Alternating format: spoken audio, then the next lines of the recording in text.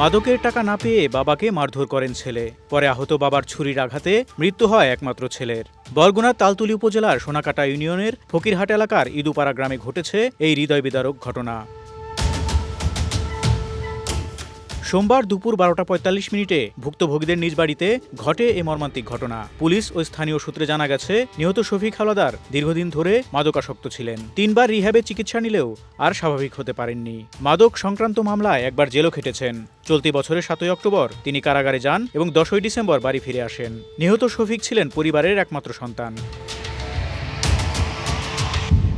Jail থেকে ফেরার পর থেকেই মাদকের টাকার জন্য বাবার ওপর চাপ সৃষ্টি করতেন শফিক। সোমবার দুপুরে পিতা ঝালমুড়ি বিক্রেতা হারুন হাওলাদারের কাছে আবারও মাদকের টাকা দাবি করেন তিনি। টাকা দিতে অস্বীকৃতি জানালে বাবাকে মারধর করেন শফিক। এক পর্যায়ে কাঁচামরিচ কাটার ধারালো ছুরি দিয়ে ছেলের পিঠে আঘাত করেন বাবা হারুন হাওলাদার।